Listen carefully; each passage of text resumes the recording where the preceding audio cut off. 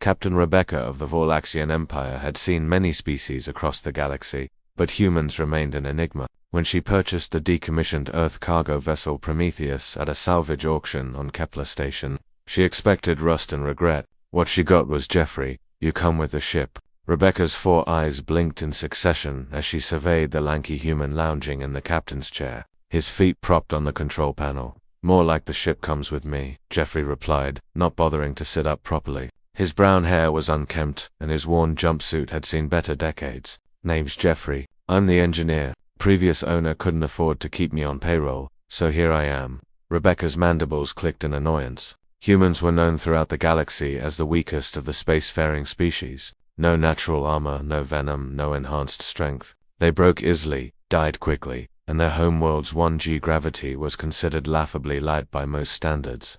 "I don't need an engineer," Rebecca said coldly. "Especially not a human one." Jeffrey shrugged, finally swinging his legs down. "Suit yourself. But this old girl's got quirks only I know. Good luck figuring out why the hyperdrive hums at exactly 432 Hz, or why the port thruster needs a 2.3-second delay before ignition." Rebecca's primary arms crossed while her secondary arms accessed her data. Returning the human would mean paperwork, delays, and potential legal complications. She made a decision that would change everything. "Fine, you have 1 solar cycle to prove your worth." 3 months later, Rebecca had grudgingly accepted Jeffrey's presence. He was competent enough, if irritatingly casual. He sang while working, told bizarre stories about Earth, and had an unnerving habit of sleeping only 4 hours a night. The ship ran smoothly, and that was all that mattered. Then came the invasion. The distress signal originated from the mining colony on Arcturus VII. By the time the Prometheus arrived, the Krell war fleet had already breached the outer defenses. The Krell were the galaxy's nightmare. 8 feet of chitinous armor, acidic blood, and a hunger for conquest that had consumed 17 systems. "We need to leave," Rebecca said, her voice steady despite her racing hearts. "We're a cargo ship, not a warship." "There are 12,000 people down there," Jeffrey said quietly, staring at the tactical display. Krell fighters swarmed like locusts around the colony's failing shields. "And where to?" "Mathematics dictates retreat." Jeffrey turned to face her, and for the first time, Rebecca saw something in those soft human eyes that made her scales prickle. Not fear, not anger, something colder. "You know what humans are really good at, Captain?" He didn't wait for an answer. "We're good at making bad decisions. Get to the cargo bay. I'm going to need every piece of volatile material we're hauling." What happened next became legend across 5 sectors. Jeffrey didn't fight like other species fought. He didn't rely on superior strength or advanced weapons. He fought dirty. He fought smart. He fought like a human, using the Prometheus's tractor beam.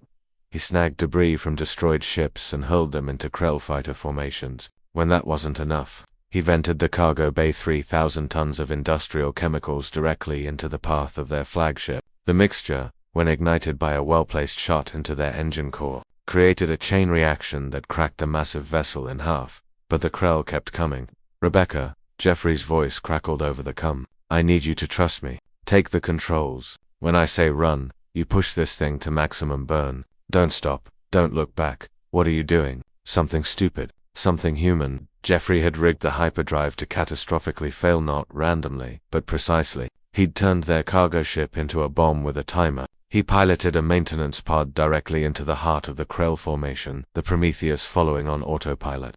"Now," he screamed. Rebecca's hands moved before her mind caught up. The ship lurched into maximum acceleration just as Jeffrey detonated the hyperdrive. The explosion was biblical. Space itself seemed to tear, and the resulting shockwave atomized 47 Krell vessels in an instant. When the sensors cleared, Rebecca frantically searched for Jeffrey's pod signature. They're weak, but present. She found him floating in the debris field, his pod's life support failing. His body battered but alive. As she pulled him aboard, Jeffrey coughed and managed a weak smile. "Told you. The hyperdrive had quirks." The colony was saved. The Krell retreated, and Rebecca looked at the broken human before her with newfound understanding. Humans weren't weak because they lacked armor or strength. They were terrifying because they didn't need them. They had something more dangerous: creativity born from desperation, courage born from compassion, and a stubborn refusal to accept the logical answer when lives were at stake. "You're insane," Rebecca said, her voice thick with emotion her species rarely showed.